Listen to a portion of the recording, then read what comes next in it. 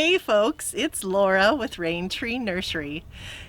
And I have to admit, before I came to work for Raintree, I was a long-time Raintree customer, and I had purchased a lot of bare root plants from Raintree over the years, but I still, every day on the phones, talk to people who have never received bare root plants, have never bought plants any other way than at a nursery. And so I thought that I would show off my order for this year and talk about what lovely packaging we have at Raintree, but also how bare root plants differ from nursery plants. So number one, they come in a box. It's not a super heavy box. It's pretty light, but it's very rigid. It's very well protected because it has to go through, the UPS shipping system. It's quite rigid. The ends are firmly stapled and supported. And so, got my trusty tool out. Go ahead and open up the box and show you what's inside. Now I am going to save the cardboard. I always save the cardboard because I can always use it as mulch. I got one box of trees and another box of berries. So we'll take a look at both. I always feel like Christmas. Christmas for plant people is more plants! All right. Aha! Here we are. Now we will wait to send you your plants to a time when it is not super cold and there's no danger of your plants freezing in transit while they get shipped as well. And there we have it. I know it doesn't look very sexy because there's no leaves on anything, but this is the genesis of a beautiful crop of fruit. So you can see we've pruned the trees so that they fit into the box. Try and put that over there. And first off, you'll notice that they're not leafed out. Doesn't mean they're dead, just means they're dormant, they're sleeping. We keep them in a cooler at the farm to keep them asleep for as long as possible. You might even get some that have some leaves out on them. You can see the buds here, they're just very slightly beginning to swell, just like that. And the first thing a plant will do when it comes out of dormancy is unfurl its leaves and get ready to start accumulating sugars to push root growth. So even if your plants come and they have a little bit of leaf on them, that's not a terrible thing. Just means the plant is really ready to go.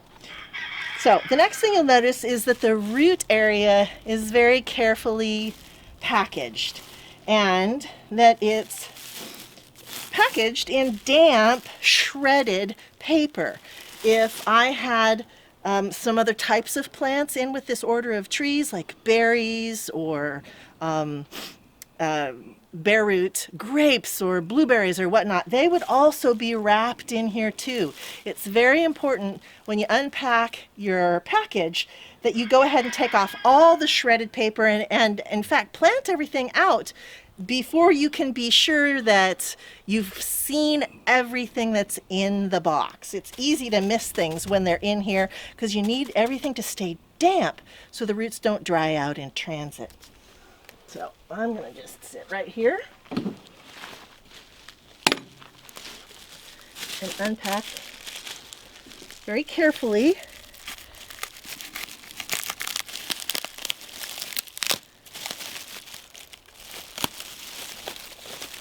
You also want to make sure that when you're taking the paper apart, that you save the paper, once again, to put on as mulch on top of the soil. Do not bury the paper when you are planting the plants because it will attempt to degrade and it will lock up nitrogen while it does that.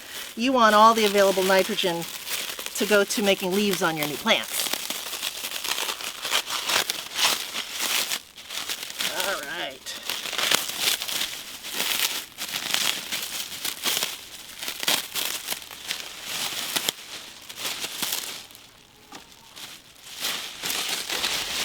some reason you know you're not going to be able to get to your plants for another week or so, then go ahead and unwrap this. Make sure the paper is still nice and damp, and open up the box. Keep it in the box, and then put the whole thing, box and plants, in a cool, dark place like a garage or a basement. They should be able to be kept for at least another week, as long as you make sure that the paper stays damp and the roots don't dry out. All right, so, wow, look at all these beautiful, well-rooted plants. I love it. All right.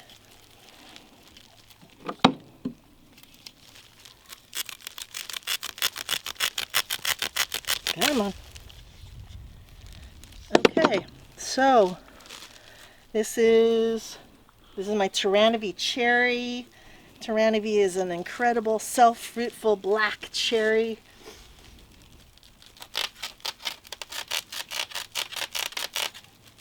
I have its sister cherry Vandalay right over there.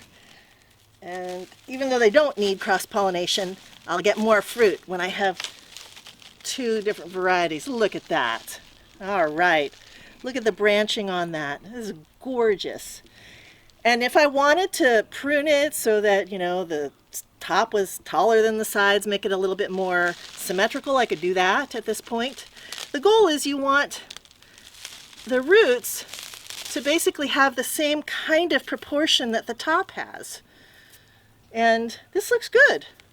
Maybe I would prune the sides a little bit, but it's really not bad. Look at all those beautiful roots. Oh my gosh. Nice structural roots and good feeder roots. Here's my graft union. That's what the graft union looks like. There's the rootstock, there's the top of the tree, there's the graft. And I can tell that when this was planted at the nursery, it was planted to right about here. I can see the difference in the bark between what was below the ground and what was above the ground. You do not want to plant the graft union when you're planting your plants. You want to make sure that that stays above the ground, and generally following the line of where it was planted in the field makes a whole lot of sense. Ah, it's a beauty.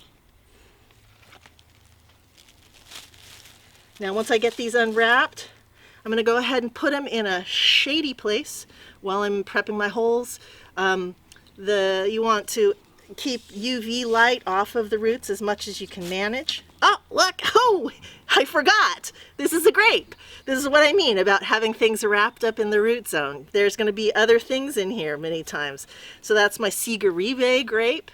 And see, look, this is not very sexy, I have to admit. It's a stick, right? Now, what you're buying are the roots. These roots are the magic of the plant. Nice and vigorous. It may be that there may be no green. You may see another stick come up. And many times this is just used as a placeholder, but where the life of the plant is in the roots. All right. And then, what is this? Oh, a Danube cherry. Oh my gosh. Yeah, this is going to be a good one. This is one of those lovely sweet pie cherry crosses. Oh, see, here's a little broken root, a little broken structural root here. Not a problem. This happens all the time. I'm just going to pop that off. I'd rather not have a broken root in the ground, but the rest of the roots look absolutely beautiful. Looks great. Again, there's not too much growth up at the top. Nice solid roots down below. I'm taking a look. Looks like it was planted right there in the field. So that's where I'm going to plant it, in the ground. Oh gosh. This is so much fun. And then this is Wolf River. This is my favorite baking apple. Once again, you can see a different kind of structure on these apple trees. Nice lateral roots, not as many feeder roots as the cherries. Again, very obvious where it was planted in the field. That's where I'm going to plant it. When I go ahead and plant it, Nice solid structure up top. No broken root, no broken branch. If there was a broken branch, if in shipping the box got a little crushed, and say one of these was broken, that is not the end of the world. I would just go ahead and clip it off right above the collar and make sure that it was a clean cut. It's not going to hurt the plant at all, and it's just going to be ready to go. And then last, oh, Renda Mirabelle. This is one of those amazing old style varieties that we sell that I just love. And that's a happy tree. Now, see right here, we have, this one's got a little break in it.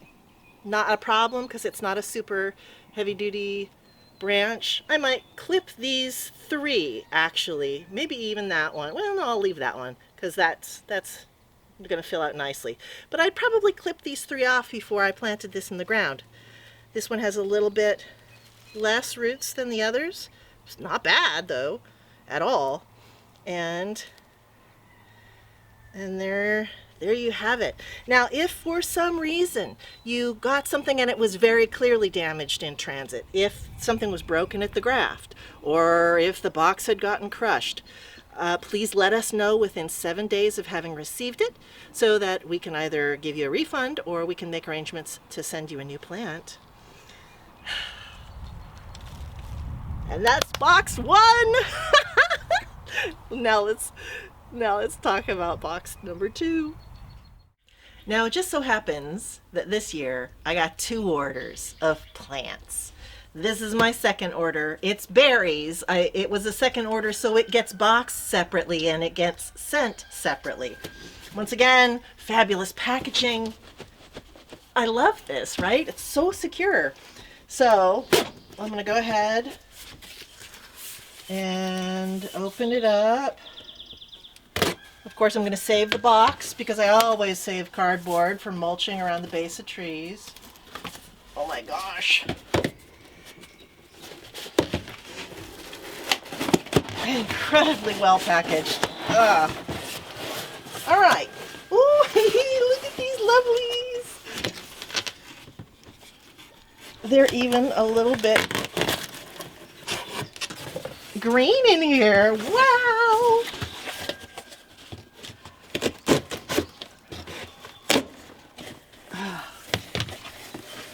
Look at this. Oh my gosh, it's just like Christmas for a plant person like me. Wow. All right, so very gently. Again, you're going to save the paper too. Always great for mulch.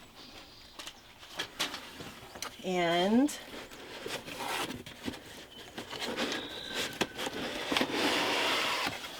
I'm going to take these out.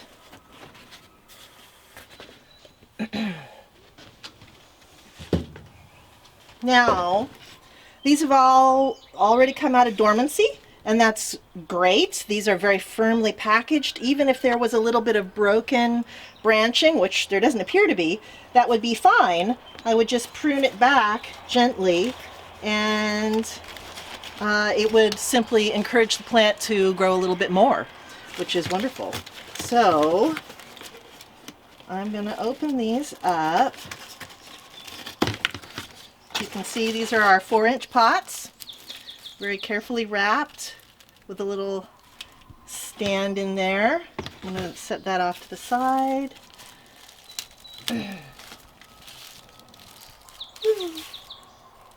And release the beast.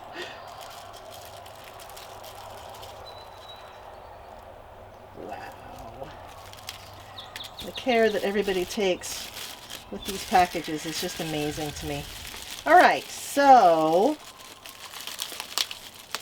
this is a berry that I've never seen sold anywhere else. This is called the Olympic berry. This is going to be amazing. I'm so curious to taste this fruit. This is one of the things that I love about Raintree. We have such strange and amazing and historic plants to sell.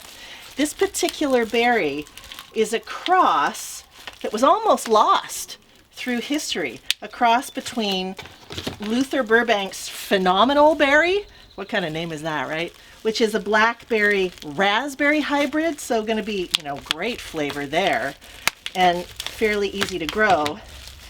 And somebody crossed that, actually a family on Vashon Island here in the Puget Sound region, crossed Luther Burbank's phenomenal berry with our native blackcap raspberry, which is gorgeous and flavorful and grows wild in the forests around here. So this is going to have flavor like crazy. It's going to be a trailing variety, so I'll need to create a trellis for it. And it's not going to give me fruit until next year. This first year, it's going to pretty much spend most of its time and energy growing roots, maybe grow a bit of a cane. And then next year, the cane that it grows this year will create side shoots, and that's going to be where the berries will be formed. Now, let's look at this. Oh, hi, sweetie. Look at you. Yeah, this looks great. And there's going to be some more coming out down here. Yeah, this is just a beautiful packaging job. And that's a 4-inch pot right there. Wow, gorgeous. Now here's my beauty. And I kind of forgot I had ordered these. Wouldn't be the first time. And I know that I don't have my trellis ready. So I could keep it in this pot for an undetermined period of time. But I've checked the roots and it's already pretty full of roots. And I want it to be able to grow and to flourish while I get my act together and get my trellis built. And so what I do in circumstances like this is I want to pot this up into a slightly larger pot. Now, this is a fiber pot. This is a biodegradable pot that will decompose in the soil. And every week I talk to people on the phone who call in and say, hey, I got my plants. I'm not quite ready to plant all of them. I think I'm just going to take some of them and I'm going to put them in a pot and then I'll plant them in a couple of weeks. And when I hear people say that, I have to stop and say, when you plant your pot, you want to plant it in a fiber pot. And I'll tell you why. Because there are these really delicate, beautiful little white roots that will come out of this and start to go into the soil of this fiber pot. If I was then, like in 2 or 3 weeks, to try to take this plant out of the soil of this fiber pot, those little white feeder roots wouldn't be strong enough to hold the soil that I've just put in there. They would most likely rip right off. It would shock the heck out of the plant. It might even kill it. And so if you know that you are going to want to work with this plant sometime between now and fall, then put it in a fiber pot. That way, when it's time to actually plant it, you just plant the whole pot in the soil. You cut the sides, you stick it in there, it'll degrade, it'll add more organic matter to the soil, the roots will just go right through it, and it's a win-win. You don't rip off your nice little baby delicate roots. So this is how we do this. I'm going to add a little dirt. This is regular old dirt from outside. A little bit of potting soil because it's got some vermiculite in it, which will keep everything light. But I add some of my native outdoor soil because it's got good biological activity. That's where I'm going to be putting this plant, is outside, so I want it to get used to the soil. I'm very carefully going to just gently kind of soften the root ball. I don't want this mulch to go in here, so I'm going to keep the mulch for later. Oh, there. Oh, you can see these beautiful little delicate white roots? That is a brand new baby root. I am not going to rough this root mass up because I don't want to disturb these roots. Those are the gold. And look, they're all over the place in this beautiful pot. So once again, I'm going to move my stick. Going to allow my mulch to come off because I don't want my mulch to attempt to decompose and lock up all the nitrogen in the soil. I want the nitrogen to help my new plant make lots of leaves. So, plus I can save it and put it back on top later. So, I'm going to tuck this in here. Yeah, that's about right. You want it a little bit below the level of the edge of the pot. And then, just going to put a little bit more soil on top of my plant. A little regular soil. Being very careful not to damage any of the emerging leaves coming out from the crown of this cane fruit.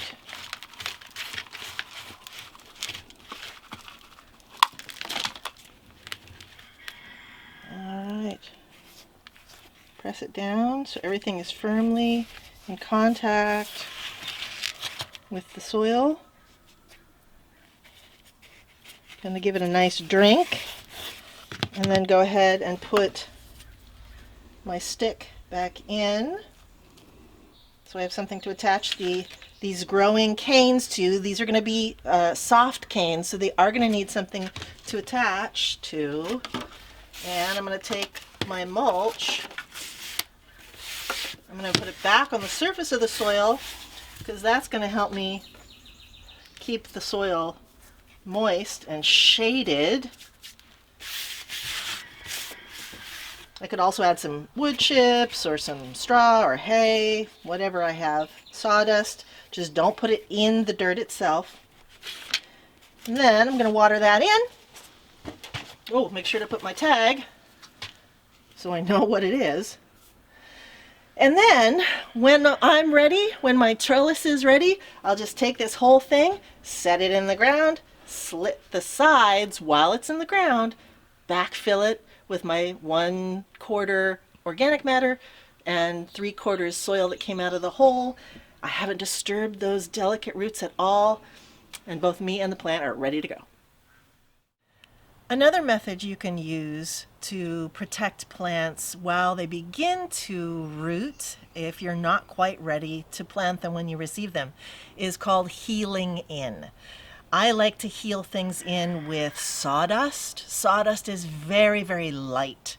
And if those little white feeder roots start to emerge and you have to pull something out of sawdust, since the sawdust isn't as heavy as soil, it's not going to potentially rip those roots off.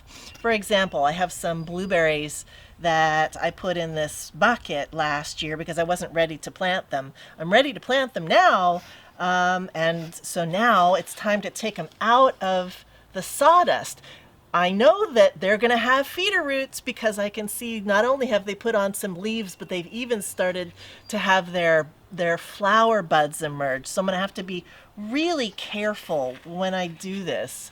I want to make sure to not damage the plants if I can help it. I'm going to put a little something down here. I've got some burlap. You could use a tarp. You could even use a piece of cardboard if you wanted to. But the goal here is to be as delicate as you can manage to be so that you don't damage these really baby roots. Ah! And there are actually 3 plants here, so very gently I'm going to open up. Ooh, oh. First I gotta untie the string. And here is plant number 1. Whoa. Ah, see, look at that. They just separate so easily into their 3 different pieces. Now it looks like these roots have actually hardened up a little bit, thank goodness. But that would be why you would use something like sawdust. You can also use wood chips. You can make an outdoor bed that is full of sawdust and put your plants there so you can water it on a regular basis. That works really well if you're going to hold things through spring and into summer, and then in the fall you just dig everything out of your sawdust pile and plant it.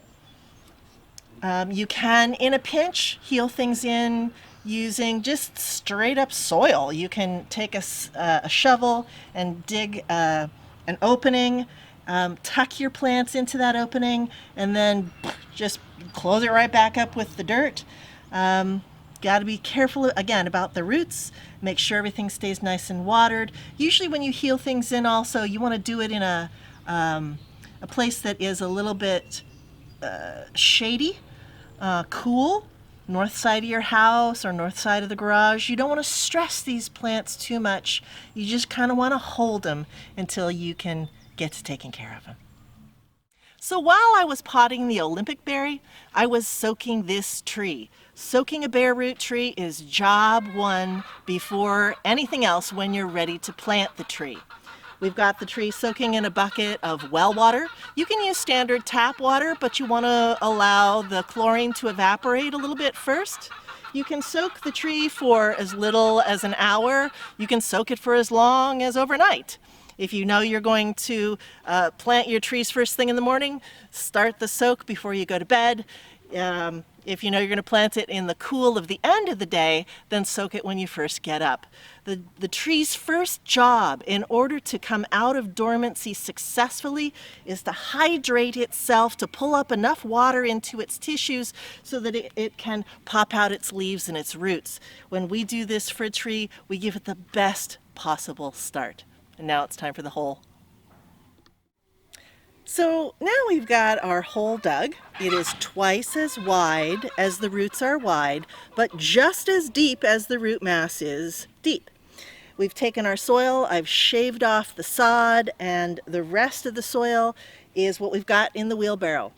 The composition of the soil that we want to put back in the hole is anywhere from 1/4 to 1/3 of extra amendment. So manure, compost, well-rotted steer or chicken manure, a compost that doesn't have any fertilizer in it, or my personal favorite, fresh rabbit manure. I keep rabbits just for this reason. You don't have to age their manure, and then you get the biological activity of their gut as well as the awesome organic matter in their bedding and in their poop. So I'm adding that to my dirt. I'm just going to go ahead and kind of mix everything up a little bit before we start.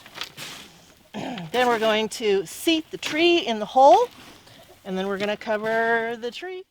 Okay, so we've got our hole dug, we've got our soil mixed, we have our tree soaked, and it's ready to plant. Now, in our region, we have problems with voles that want to eat the roots of our trees, so we create a vole guard, but not everybody has to do this. We're going to take our tree out of its water, and you can see we've got lots more space for this tree to spread out in, even with the vole guard in place. And it looks like we're going to be right at the correct soil level when we start to backfill. So that is the next job.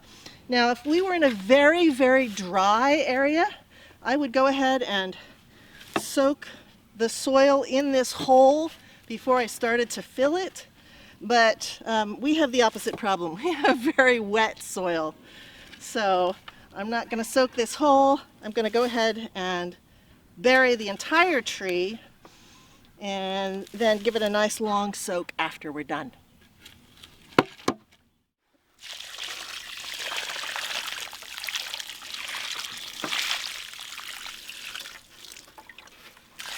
And you can see we planted it at just the right height, not burying the graft, burying it at the same level it was buried at in the nursery row.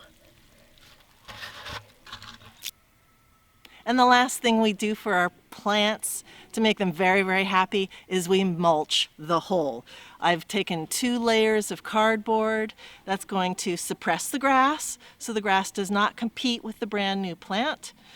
Then we're going to put wood chips on top of the cardboard. That's going to help keep the cardboard in place. It's going to keep the soil cool. It's really going to start that soil food web working. We're still going to be able to water into the center of the hole. It's going to keep everything all nice and moist for the first summer that our friend is in the ground. It's been a great day. Thank you for joining me while I got my plants from Raintree Nursery. It was lovely spending the day with you and my new friends. We'll see you next time. Happy planting.